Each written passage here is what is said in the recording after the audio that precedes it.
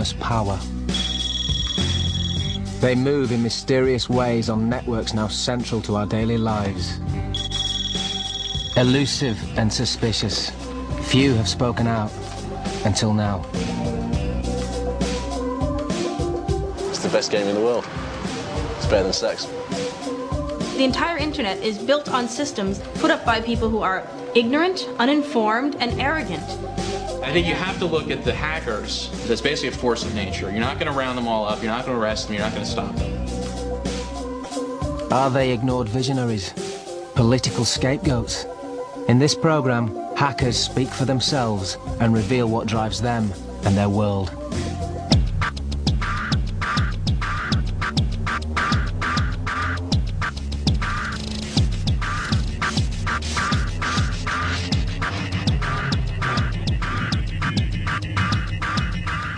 Today's computer-driven world was pioneered by techno-geeks. Their vision of the internet was a utopian space of free-flowing code and ideas. The last thing they expected was the virtual reality shopping mall that cyberspace has become. Some hackers defy the system. They call themselves Black Hats. They're 21st century cowboys who will break the law to roam freely on the range of cyberspace.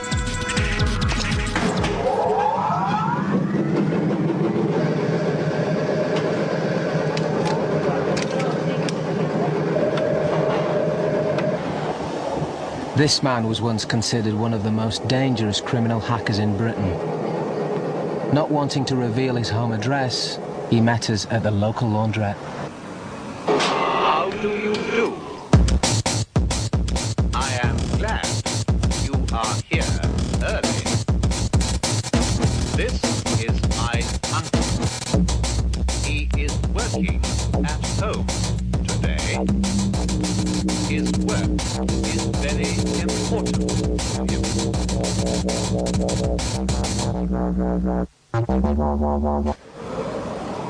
24 years old and arrested for computer crime twice, charged with breaking into over 100 mainframes, 50 universities, government and military departments, British Telecom and NASA.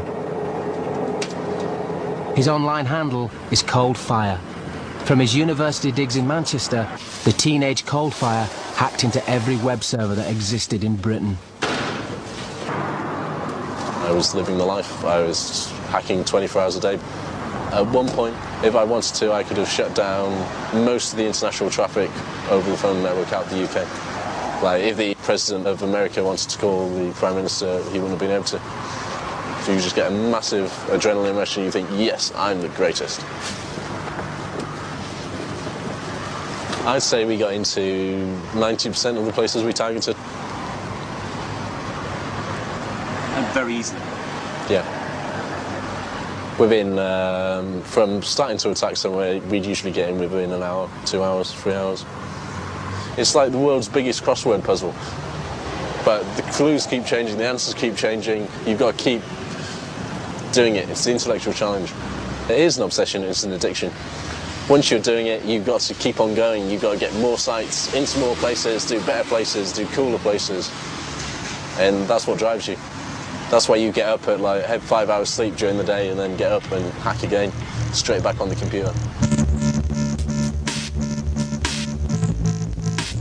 Phobos has been active for almost 20 years. He's an Uber hacker who designs new ways to crack into government and commercial computer networks. He's never been caught. This is not the back of Phobos's head.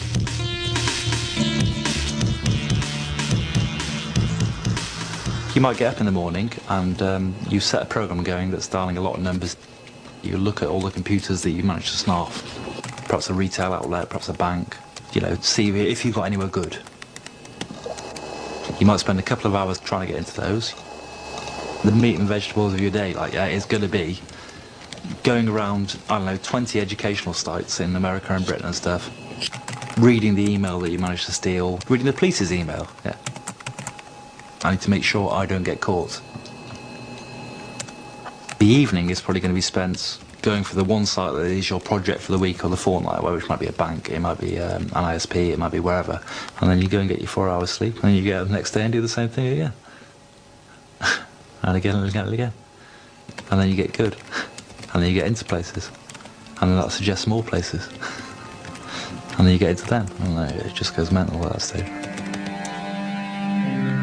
While black hat hackers are obsessives, hammering at networks 20 hours a day, their opponents, the sysadmins who work for the networks, are more 9 to 5. Much of the internet is easy meat for the dedicated black hat.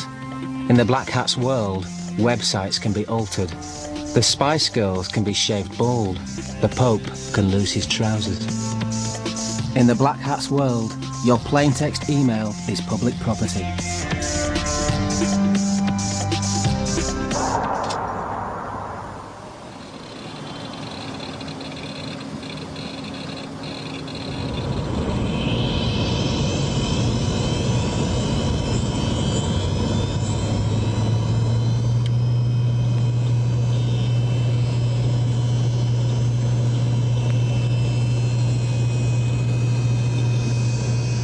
Cyber junkie.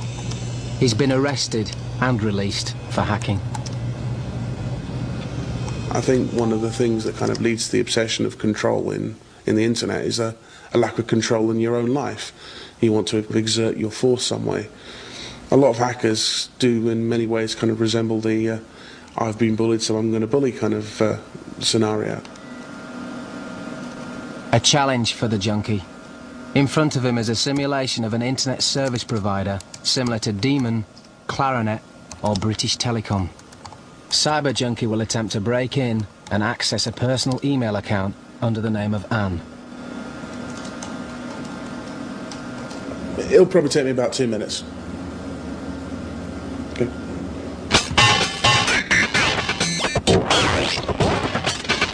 I've got full access to the machine now. I'm running as user ID root, which is the super user, which gives me complete access to the entire system.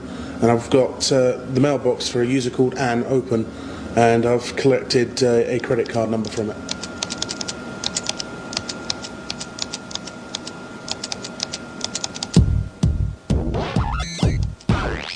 Despite the vulnerability of the internet, which wasn't designed for confidential transactions, the movement for e-commerce and online banks has ploughed ahead. In August last year, police intervened when the internet bank Egg was reported to have lost thousands of pounds from online accounts. Phobos believes the cracking of Egg was just the beginning. I was amazed the first time I saw online banking. I've been breaking into computers for 20 years. I couldn't believe it when my friend logged in on the web and went, okay, I'm in here, here's my bank statement or whatever. And I was like, so can you transfer money from that? He's like, yes. And I'm like, what, to any account, or do you have to like confirm it in writing or anything? And he was like, no, not at all, you just enter the account number, you transfer the money. And I'm going, well, this is just ridiculously insecure. Phobos thinks some hackers have already devised a simple way to siphon funds from our bank accounts. Rather than choosing, for example, your account number and then trying to guess your PIN and repeatedly trying, what they're doing is they're getting a PIN, let's guess 1234, and they're trying 1234 as the PIN for lots and lots of different account numbers. And because online banking is becoming so widespread that you can guess that across a lot of different banks as well, and I tell you what, you're going to get hit eventually. I predict some serious bank hacks in the next 12 months.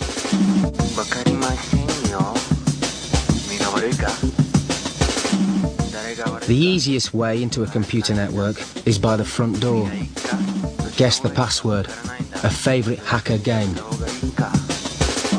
Someone in an office is asked to choose a password, they go look around them, they might see a monitor, potted plant, something like that. Or they'll use some combination of their name, maybe their initials, date of birth, their daughter's name, mother's name, something like that.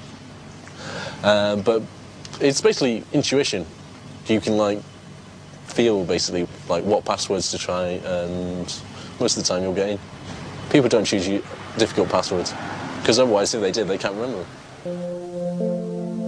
The holy grail for a hacker is to find the password of a root system. Root is the master key controlling an entire computer network. but even some root passwords can be guessed easily. One time, I'd found a dial-up for a system, and it belonged to a major high street bank. And there's a account on Unix systems called root, which basically controls everything. And the root password on this system was control. User ID root, password control. That's it, you're in, you've got control. It was that simple. Meanwhile, Cyber Junkie still has work to do. In his second attack, he must penetrate a simulated web server and deface a website. This is what the Pope and the Spice Girls have suffered.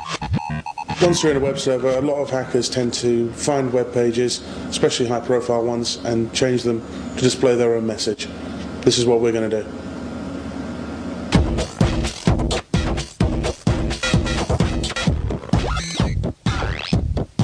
Okay. I've just modified briefly, just putting the words hacked into the websites. If a machine is vulnerable, it's that easy. That's how fast it takes you to break into it and set it up so you can gain access. Craving notoriety, Black Hats post a copy of their defaced website, like a cyber trophy, to attrition.org, a hacker's hall of fame which monitors attacks worldwide. Now he's accessed the target system. Cyber Junkie uses a favourite hacker tool, a Trojan. It's a concealed program which makes him an invisible extra user on the system, so he can come and go at any time in the future. Beware of geeks bearing gifts. Trojaning comes around from the Trojan horse from Homer's Iliad. Same kind of principle. We're concealing our code within someone else's code, tucking it away neatly so that generally you wouldn't see it's there. Then you sort of ease your way gently into the network. Once you've got maybe one or two hosts, you start observing.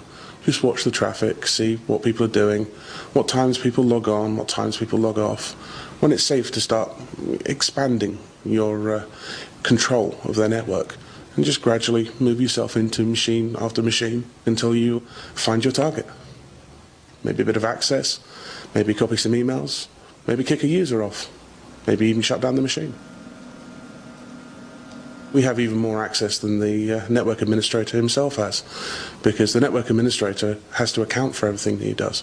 We don't have to account for anything because we're not there. We're ghosts in the machine. If ghosts in the machine are a reality, how best to deal with them? In the past, government and corporations turned to the law to make an example of known hackers. I was sitting there in my front room with a couple of mates, can of beer in one hand, and suddenly the doors to the lounge burst open. All these men were lying.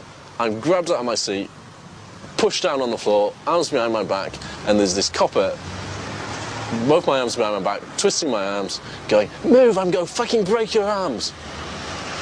Or was that effect? Then I was transferred from Manchester down to London in a prison van.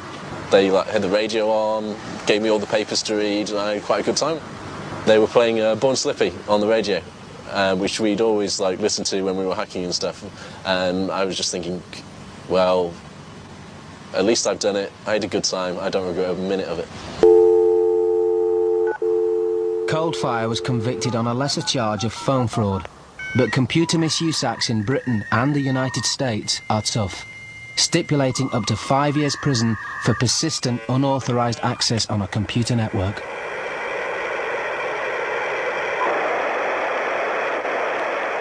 But prosecutions have been few and far between. Technical and extremely difficult to prove, they've rarely been successful.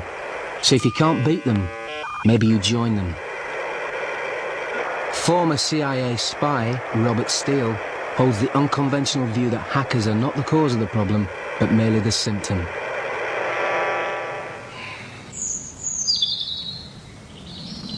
The people who caused the damage were the moronic assholes in the first place that built the system that is so vulnerable that a kid in a bedroom can cause it to hiccup. Now, if you don't want moronic assholes, I'll rephrase that. We could wipe out cybercrime tomorrow simply by legislating due diligence standards for corporations. We are allowing the Bill Gateses of the world. We are allowing the internet equipment manufacturers, the computer manufacturers, to sell equipment that is not good enough. Companies are stealing us blind by not protecting their formulas, by not protecting their intellectual property, by not protecting your bank account, by not protecting you from identity theft.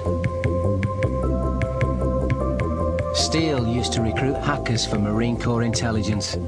Gradually, corporations are joining in, tempting hackers away from the dark side with big bucks to become white hats. Hackers who use their outlaw skills to good ends as IT consultants hacking to test security systems. In the United States, hacker culture is going mainstream. Most hackers today are either getting wealthy or have every opportunity to get wealthy. We should follow them, not shoot them.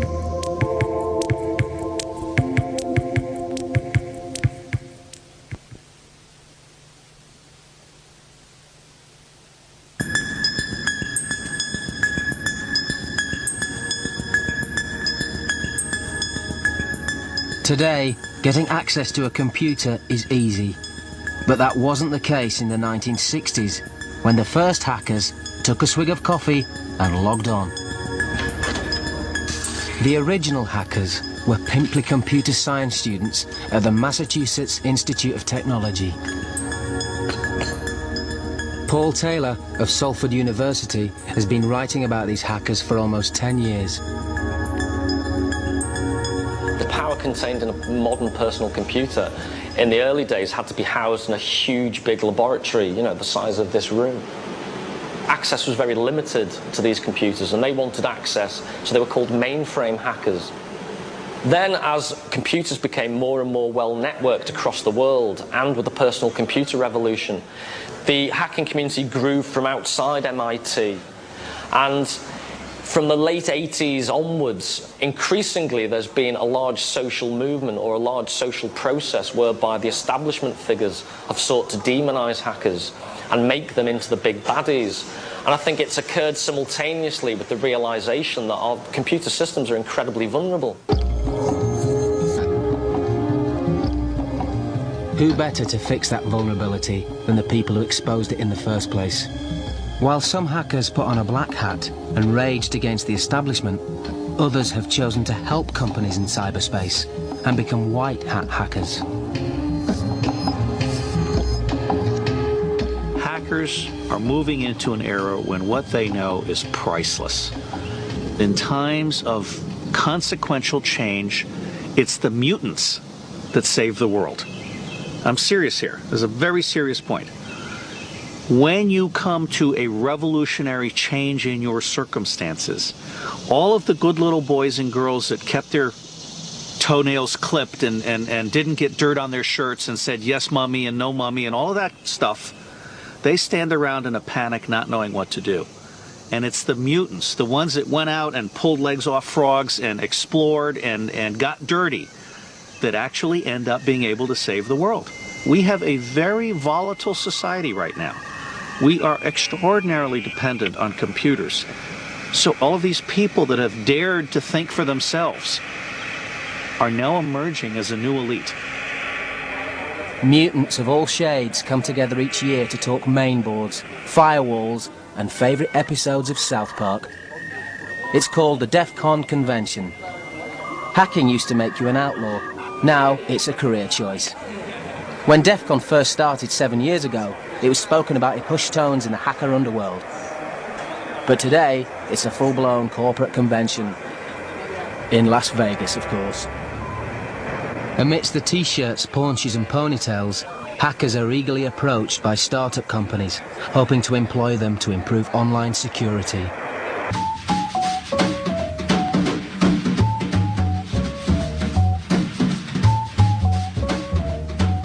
Even young hackers expelled from school now plan careers in the computer industry.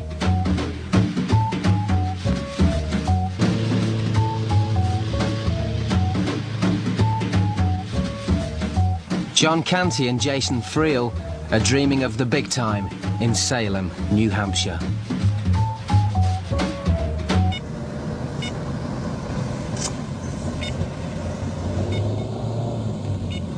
you're 17, 18, 19, and you're in school, you know, and shit hits the fan. I did get caught doing a few things that were just kind of dumb and stupid, but not really destructive or anything.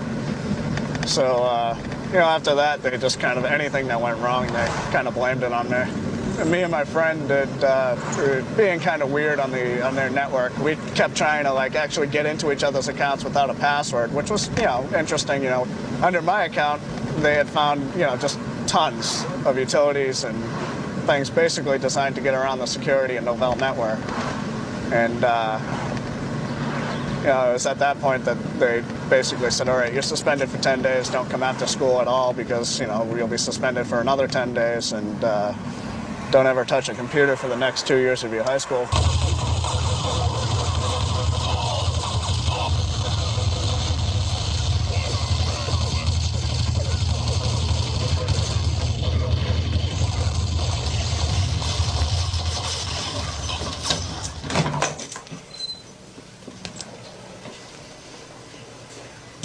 This is the den, our fridge.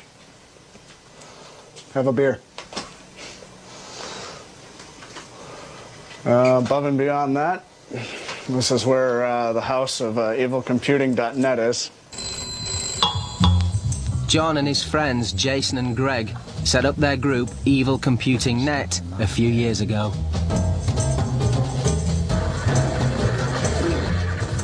Their hacking skills may not have been appreciated at school, but now they can hack for profit, helping local companies test online security loopholes.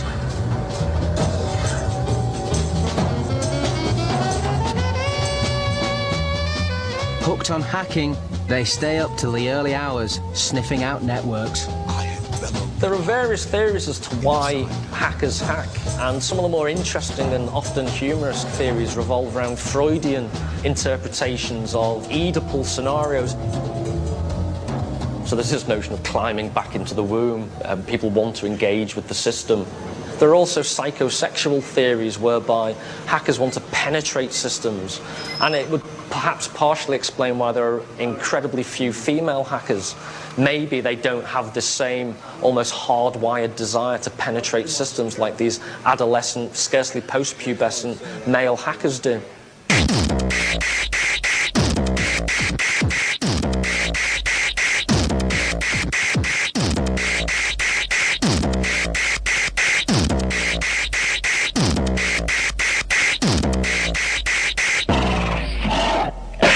There is an obsessive element, and I would suggest it's part of computing in general. You have to be very precise and put a lot of effort in, be very particular, very pedantic, and that encourages obsessive mental traits, I would suggest.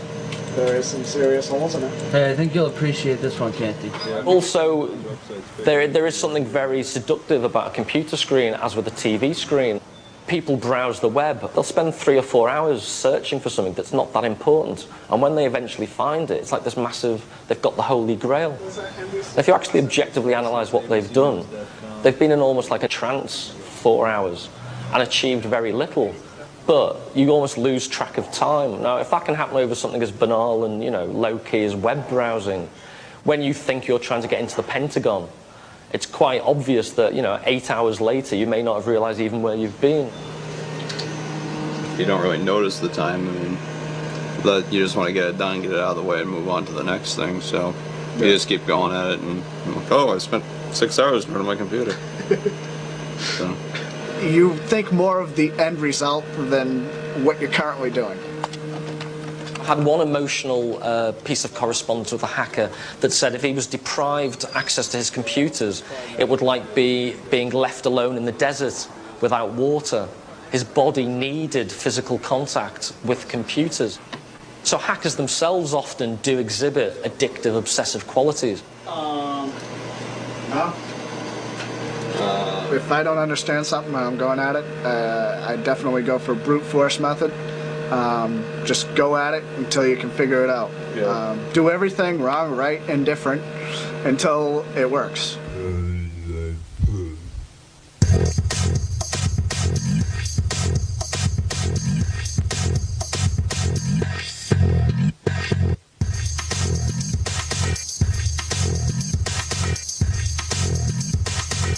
Hackers are immensely employable, more than willing to spend long hours at their terminals and not distracted by any kind of social life. In the city, even convicted hackers can command six-figure salaries as they are headhunted by computer companies desperate for tighter security.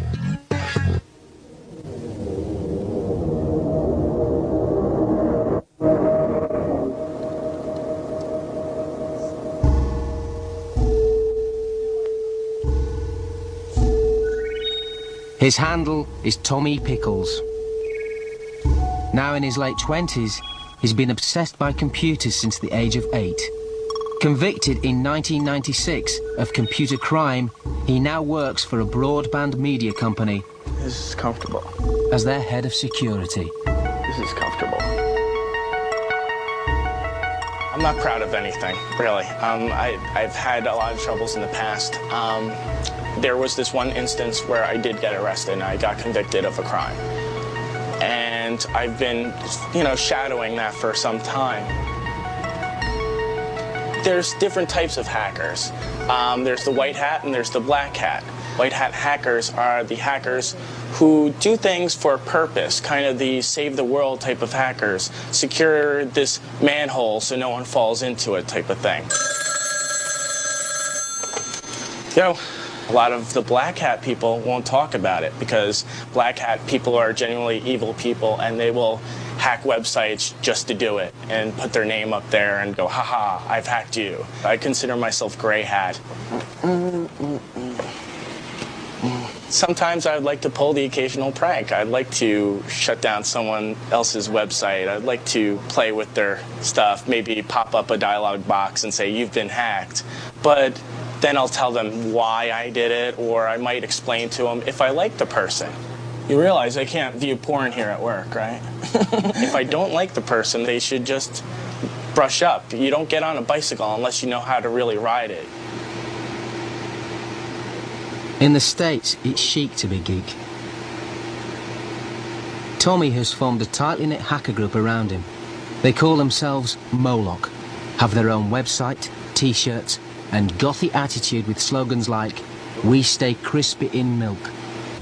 Every Friday after work, the group meets in Brooklyn to indulge in the geek diet of junk food and soda. Hello, it's Tommy. How much? We're in the van. We're not taking the transit over because it's raining out. To have a group around you, it kind of makes you feel safe that somebody believes in the same ideals that you might be believing at the time. We were discussing the name for a while on what we should call our little collective. I really had a fascination with the name medulla oblongata, which is the brainstem. But everyone said, how is anyone going to find the web page? No one knows how to spell medulla oblongata. So we kicked around a couple ideas, and we were watching the movie Metropolis. And the god in the movie Metropolis is named Moloch. Wow.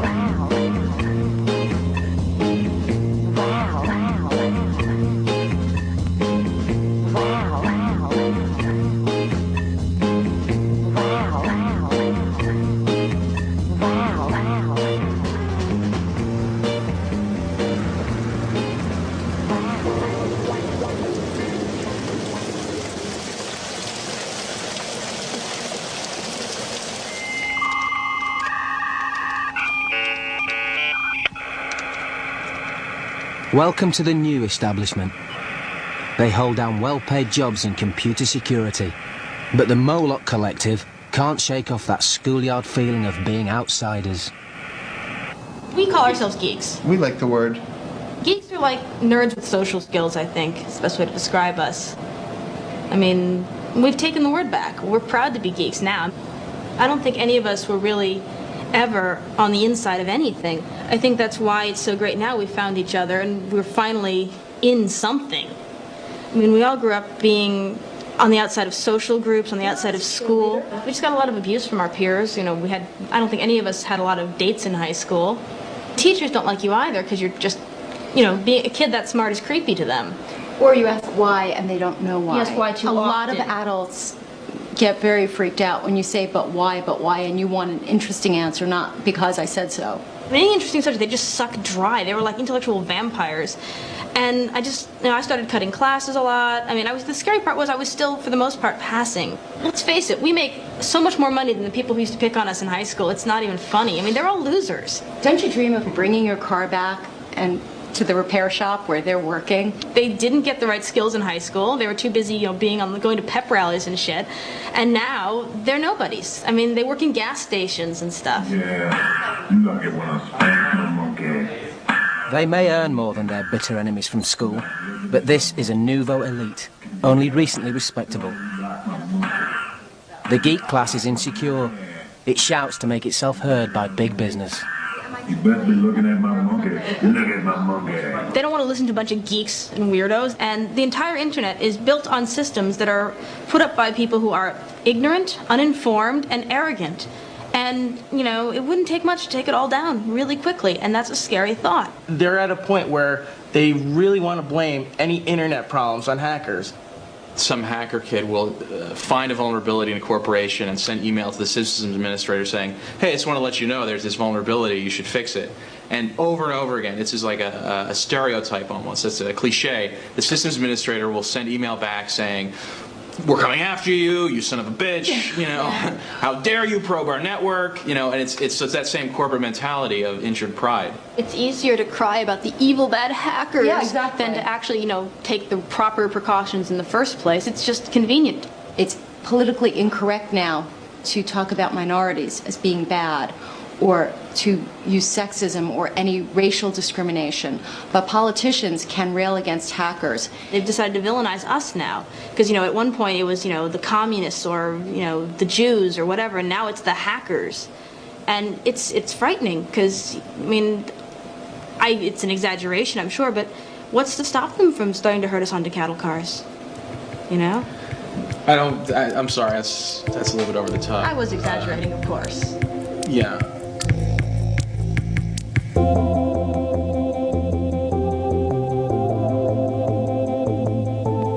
Hackers have money, but they have yet to develop influence in the political landscape. At their Las Vegas conference, hackers exercised their right to bear arms. On the internet as well, many are shooting back, using their hacking skills to make the world see cyberspace their way. Extra fast! Hefty hacker size!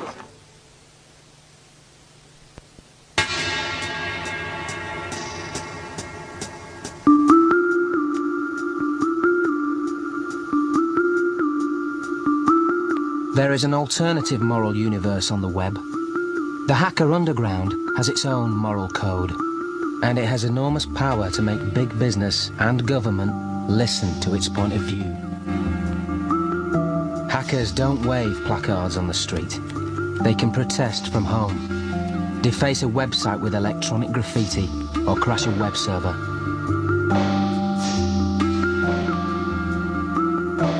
From his base in Manhattan, Ricardo Dominguez has coordinated crippling attacks on the White House web server and sites such as the Pentagon, the Frankfurt Stock Exchange, and the Mexican government.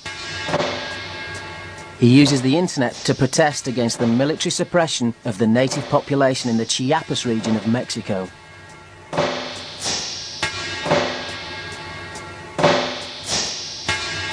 The Mexican Revolution. Taking the side of the Zapatista movement, which campaigns for greater autonomy in Chiapas, his group, the Electronic Disturbance Theatre, has waged war online. He calls it Digital Zapatismo. What we wanted to do is create a process by which a large community could gather together and sit down, following the traditions of Thoreau, Gandhi, Martin Luther King, ACT UP, and just create a symbolic disturbance based on the weight of that community. Que vale. Que viva Chiapas, que viva Mexico, que viva Zapata.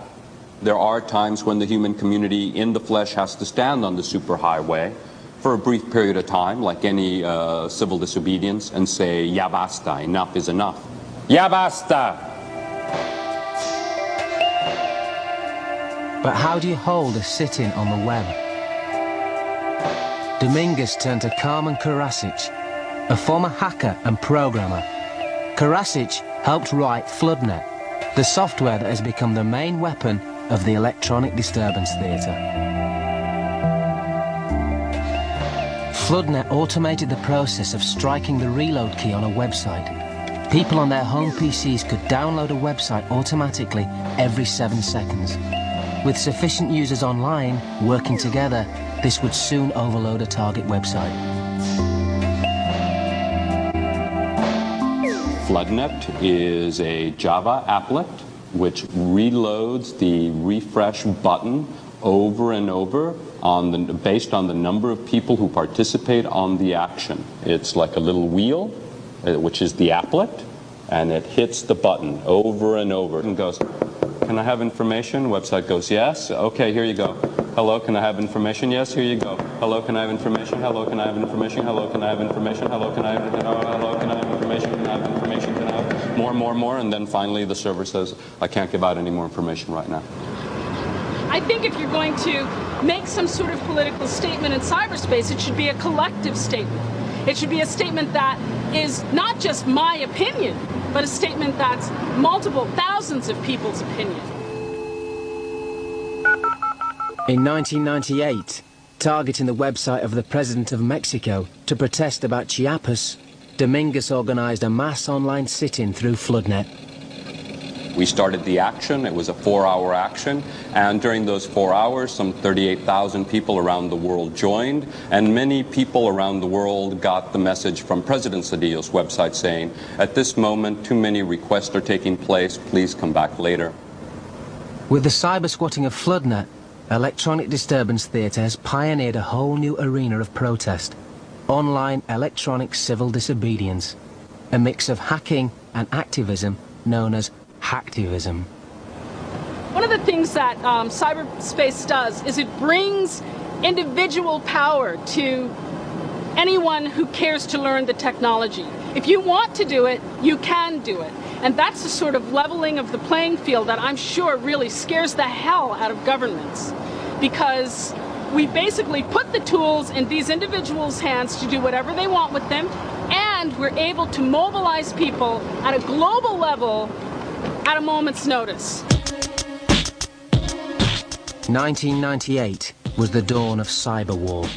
In April, the Electronic Disturbance Theatre launched a 24-hour attack on the Pentagon to continue its protest against the Mexican government.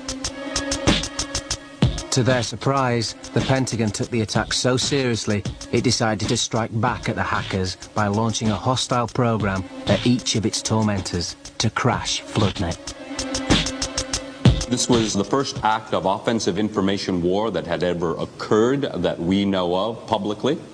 The Pentagon broke a law called the Posse Comitatus Law, which means that the government cannot use the Navy, the Army, or any intelligence against the civilian population in the United States. And they were attacking civilian servers here in New York City. It also was overkill by far for what we were doing. Of course they're scared. They're not in control anymore.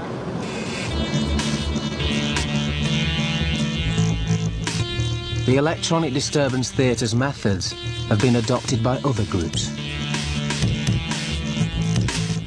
In the battle in Seattle in 1999, the protesters against the World Trade Organization conference not only coordinated their street demonstrations via the internet, they attacked the WTO web server and brought it to a standstill. A more human face needs to be put on the global economy. This is what happens to the corporate democracy. In New York, William Talon, who goes by the handle Reverend Billy, wages online war against the global ambitions of Disney and the Starbucks Coffee Company.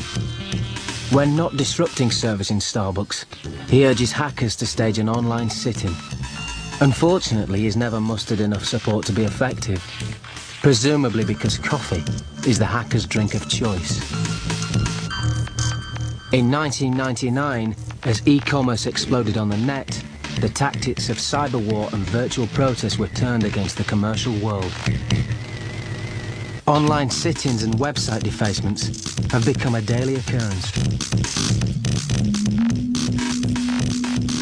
Anita Ramasastry of Washington State University has been monitoring new ways in which hackers are railing against what they consider the strip mauling of their web. There is a struggle for the heart of cyberspace going on now, and hackers are part of it.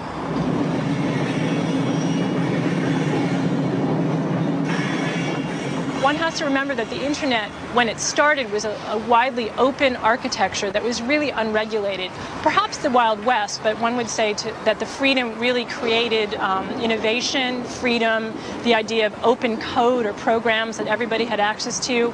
And now you have increasing numbers of corporations who not only have used the internet, but are copywriting and patenting everything that's there, from the material that's published to the technology and the programs that one uses to access the information.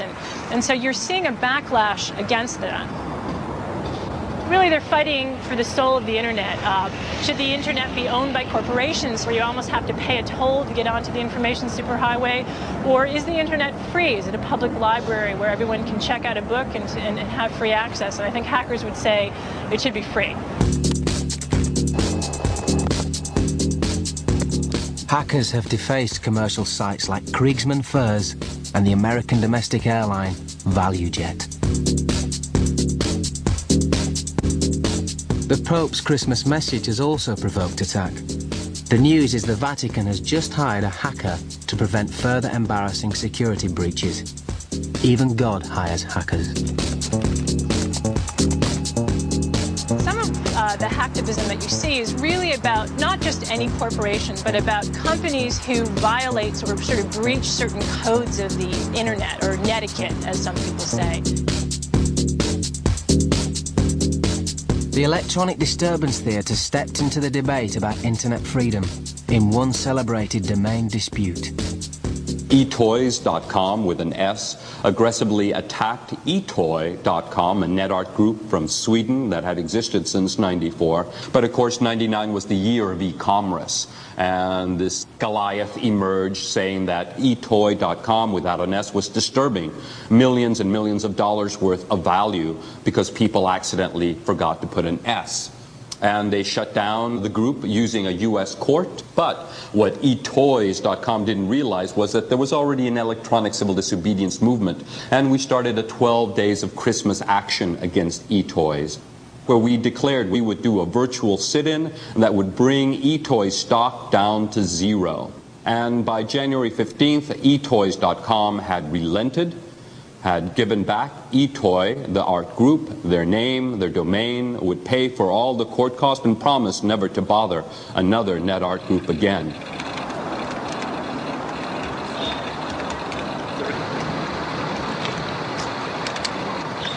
Back in Britain, hacktivism has infiltrated party politics, with persistent rumours about hackers leaking sensitive government documents and graffiti on both Labour and Conservative websites. The Labour Party, they replaced the image of Tony Blair with a spitting image puppet, and basically implied that the entire Labour Party were a bunch of Muppets. And the Conservative Party, they stuck up a swastika behind John Major's head. Cyber Junkie has learnt about it at the sharp end. He's been questioned by police about breaking into the Labour Party's computers. And released without charge, of course. As hackers, we are control freaks, and we like to control things. We love to control the internet, and we love to control computers. Well, hacktivism or political hacking is merely an extension of that. It's reaching out and starting to control the world around you. I think the best kind of hacktivism attack will be something done subtly, where you penetrate a site and you make some modifications to information. For example, a manifesto on a political site. You do it in such a way that it's not glaringly obvious. The only changes are actually to the content. And then you leave it. And you let that piece of information spread itself about. Chances are it won't be found for a long time. But there are cynics in cyberspace. Not all hackers believe in hacktivism. For Phobos, hacking is a crime, and hacktivism simply a way of justifying a crime. what they're trying to do is they've discovered the same truth that I've discovered and that everyone else I know has discovered, which is that breaking into other people's computers is a whole lot of fun. Yeah. But they're not sufficiently smart enough or morally bankrupt enough to just go, okay, that's it and that's why I'm doing it. So they're trying to justify to themselves why they're doing it. So they will discover a cause. They'll go, I break into computers because I don't like paedophiles and therefore I'm going to go after paedophiles. Or I break into computers because I'm helping them secure their systems because I'm pointing out the vulnerabilities. I think that's nonsense. Yeah. At the end of the day, what they're doing is exactly what I'm doing, or used to do, and exactly what a whole lot of other people are doing, which is, I like breaking into computers because breaking into computers is fun, it gives me a rush, it's a power trip, and that's what it's all about. I think it's about getting what you want to get, doing what you want to do, and then vanishing again and not getting caught. Some do it for a weekly wage. Some do it for a cause.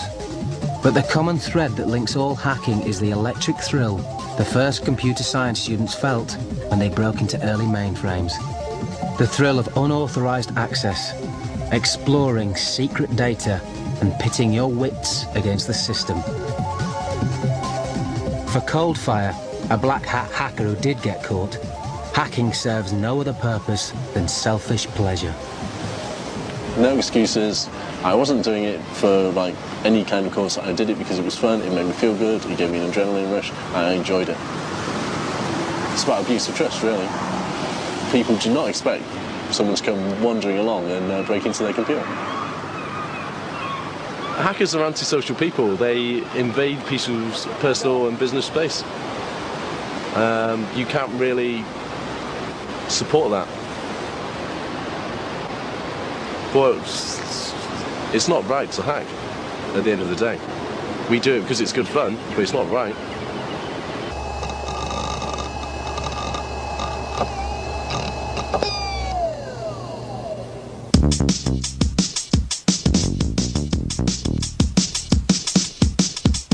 Work